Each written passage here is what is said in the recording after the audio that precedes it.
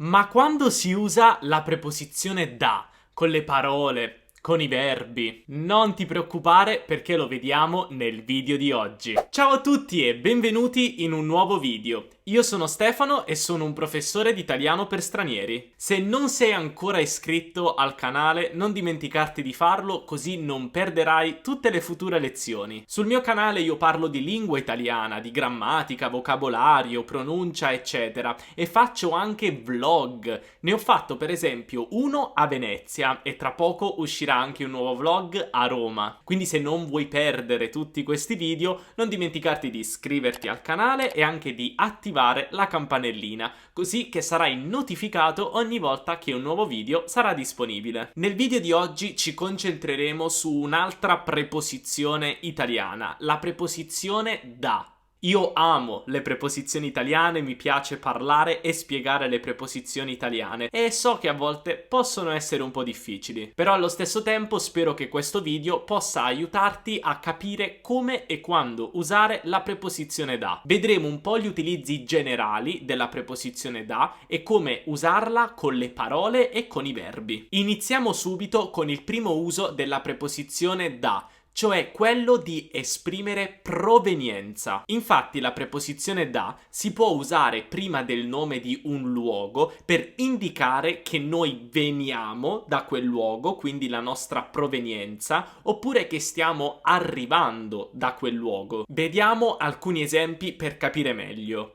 Io vengo dall'Italia.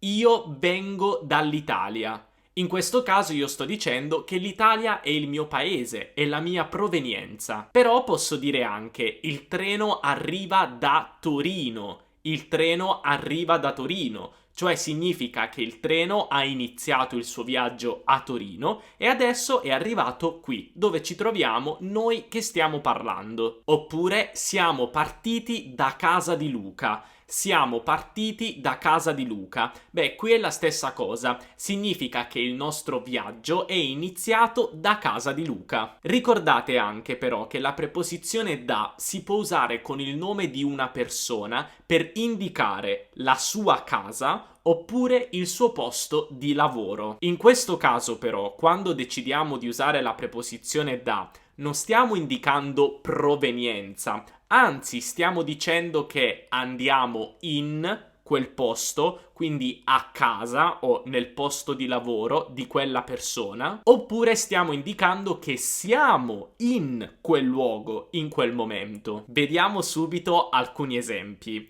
Stasera vado da Chiara. Stasera vado da Chiara.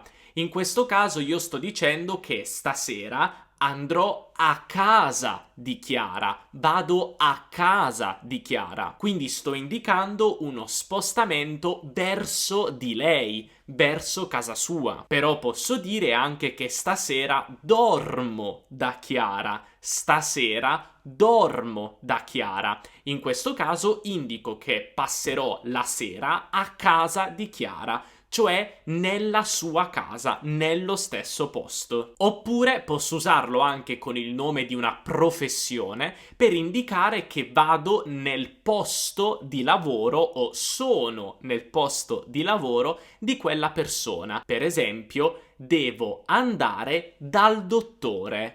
Devo andare dal dottore. Di solito con le professioni dobbiamo aggiungere anche l'articolo, in questo caso il dottore, quindi da più il dal dottore. Quindi in sostanza ricordatevi che quando vogliamo dire che ci muoviamo verso una persona o siamo nel posto di quella persona, si usa sempre la preposizione da e non si usa mai la preposizione a o la preposizione in.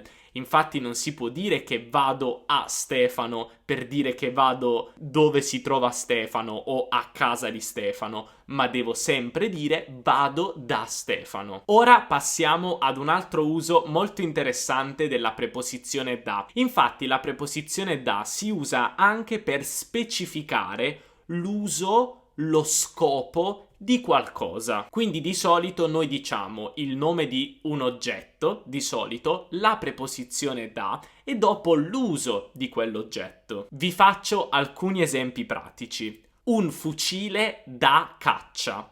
un fucile da caccia. In questo caso io non sto parlando di qualsiasi fucile, ma di un fucile con un uso ben specifico, uno scopo ben specifico, la caccia. Ed ecco perché io dico un fucile da caccia. Potrei anche dire un fucile per la caccia, è sostanzialmente la stessa cosa, però in italiano, in questi casi, è preferibile l'uso della preposizione da. Queste sono anche un po' espressioni idiomatiche che piano piano imparerete e ce ne sono tantissime, ma adesso vi darò alcuni esempi per capire meglio. Per esempio, possiamo dire un abito da sera, cioè un vestito che possiamo usare la sera, una cena elegante, per esempio. Il costume da bagno, quindi un costume che serve per fare il bagno, cioè andare al mare o nuotare. Il vestito da sposa.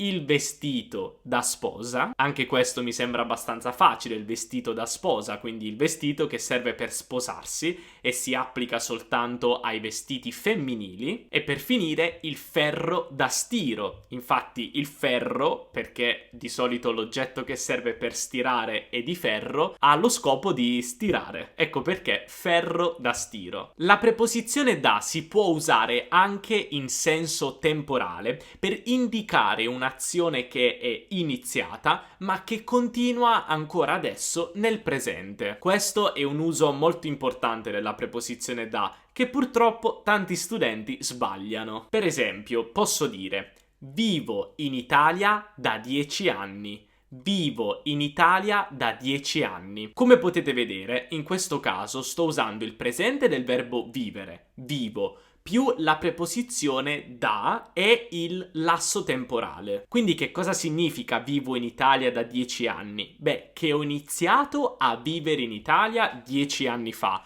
però io adesso vivo ancora in Italia, quindi l'azione sta continuando nel presente. Ecco perché dico vivo in Italia da 10 anni, uso il presente, non il passato. Questo è molto importante, io sento molti studenti dire vivo in Italia per 10 anni, però per è sbagliato, per si usa per altri casi e adesso magari non ne parliamo in un altro video, però per indicare un'azione iniziata del tempo fa, in questo caso 10 anni fa, che continua nel presente, si usa la preposizione da. Linda e Carlo sono sposati da 3 anni. Linda e Carlo sono sposati da 3 anni. Beh, qui è la stessa cosa. Linda e Carlo si sono sposati 3 anni fa e adesso, sperando, per fortuna, sono ancora sposati. Studio italiano da 4 mesi. Studio italiano da 4 mesi. Anche qui, studio, verbo al presente, più da 4 mesi, perché io ho iniziato a studiare l'italiano 4 mesi fa, ma adesso, ovviamente, continuo ancora a farlo. Un altro uso sempre temporale della preposizione da che mi piace molto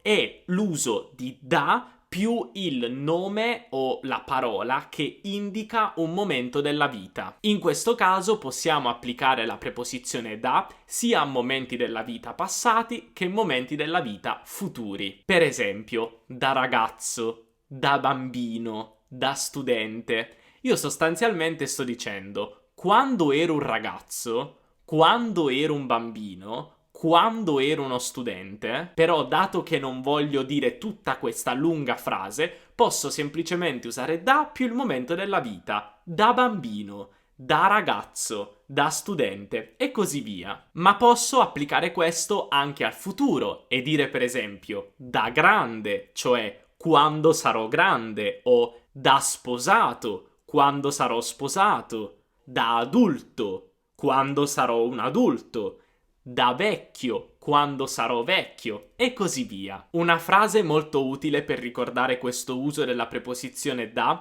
è la frase tipica che si usa con i bambini, quando vogliamo chiedere ai bambini che lavoro vogliono fare. Infatti, di solito, in italiano, a un bambino chiediamo: che cosa vuoi fare da grande?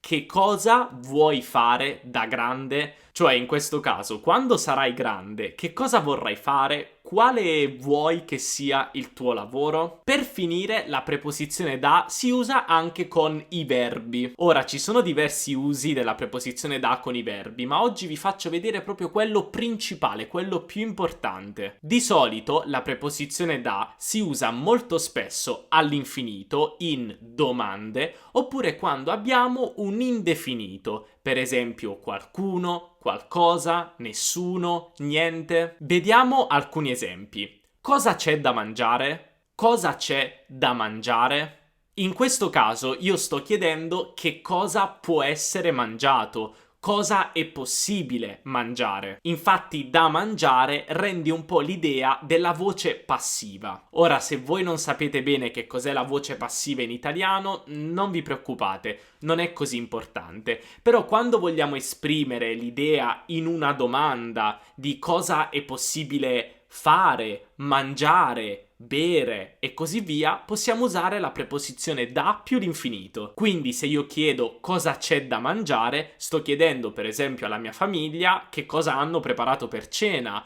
o cosa c'è nel frigorifero che io posso mangiare, che è possibile mangiare. Cosa c'è da mangiare? Se però poi tu hai molta fame, apri il frigorifero e non c'è niente dentro al frigorifero, allora puoi dire: ma non c'è niente da mangiare. Non c'è niente da mangiare. Quindi in questo caso è la stessa cosa, cioè non è possibile mangiare niente. Però questa è una costruzione molto interessante perché non è una domanda, ma abbiamo l'indefinito niente. È molto molto comune trovare la preposizione da più l'infinito con gli indefiniti qualcosa, qualcuno, nessuno e niente. Altri esempi possono essere: non c'è più niente da fare. Non c'è più niente da fare. In questo caso, purtroppo, non abbiamo altre possibilità, non è possibile fare più niente e quindi, dato che di nuovo abbiamo l'indefinito niente, usiamo da. Non c'è più niente da fare. Oppure, cosa prendi da bere? Cosa prendi da bere? In questo caso, magari siamo al bar con i nostri amici, siamo indecisi su cosa prendere da bere, allora chiediamo al nostro amico: che cosa prendi da bere? Cioè, quale drink o cocktail berrai? Quale bevanda ordinerai? Quindi, che cosa prendi da bere? Beh, questi sono soltanto alcuni usi della preposizione da e sono davvero molto comuni e molto importanti. Ci sono altri usi particolari della preposizione da, ma non volevo parlarne in questo video, altrimenti sarebbe troppo lungo. Però se voi siete interessati a questi altri usi più piccoli, più particolari della preposizione da, fatemelo sapere qui sotto nei commenti e farò un video a riguardo. Ora, non vi dimenticate di mettere like a questo video se volete supportarmi. Infatti, per ogni like che voi mettete, l'algoritmo di YouTube capisce che i miei video sono utili e consiglierà i miei video a più persone. Così il mio canale crescerà e potrò fare altre cose ancora più grandi e ancora più belle sul canale, ovviamente per voi. Quindi se volete supportarmi è molto facile, dovete soltanto lasciare un bel like qua sotto. E inoltre non dimenticatevi di iscrivervi se non volete perdere i video futuri e anche di seguirmi sulla mia pagina Instagram Teacher Stefano per non perdere nessun aggiornamento. Noi ci vediamo nel prossimo video. Un abbraccio dall'Italia, ciao!